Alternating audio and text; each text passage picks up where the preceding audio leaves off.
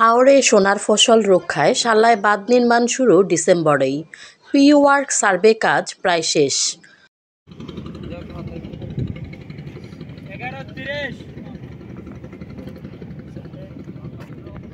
সুনামগঞ্জ শাল্লা থেকে হাবিবুর রহমান হাবিবের প্রামাণ্যচিত্রে। সুনামগঞ্জ শাল্লা উপজেলায় আসন্ন 12 মৌসুমের ফসল রক্ষায় হাওর রক্ষা বাঁধ নির্মাণ কাজ প্রস্তুতি এখন পুরোপুরি চলছে। কৃষকদের সোনার ফসল সুরক্ষিত রাখতে সরকারের পানি উন্নয়ন বোর্ডের তত্ত্বাবধানে উপজেলার 6টি গুরুত্বপূর্ণ হাওরে, যার মধ্যে ভরাম, কালিয়ারকোটা ও ভান্ডাবিল অন্যতম, বর্তমানে প্রাথমিক সার্ভে ও জরিপ কার্যক্রম দ্রুতগতিতে শেষ করা হচ্ছে।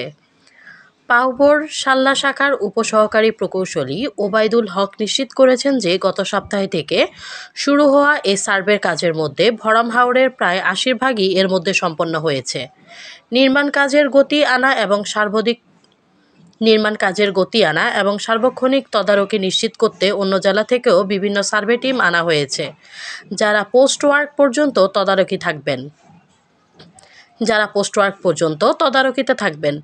ফসল রক্ষা বাঁধ নীতি 2023 অনুযায়ী স্থানীয় প্রকৃত কৃষকদের সরাসরি অংশগ্রহণে গঠিত পিআইসি এর মাধ্যমে বাঁধ নির্মাণ বা প্রকল্প বাস্তবায়নের মূল কাজ আগামী ডিসেম্বরের 15 তারিখ নাগাদ শুরু করা সম্ভব হবে বলে সংশ্লিষ্ট কর্তৃপক্ষ আশাবাদী।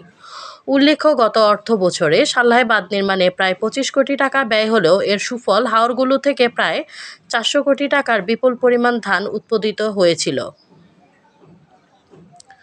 শাল্লা বাঁধ নির্মাণে প্রায় 25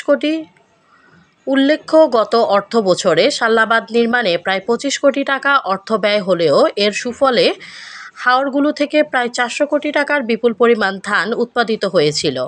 তাই সময়মতো এবং মানসম্মত বাঁধ নির্মাণ নিশ্চিত হলে এবারও কৃষকদের সোনার ফসল সুনিশ্চিতভাবে সুরক্ষিত থাকবে বলে কর্তৃপক্ষ আশাবাদী। DB news 24, Dhaka.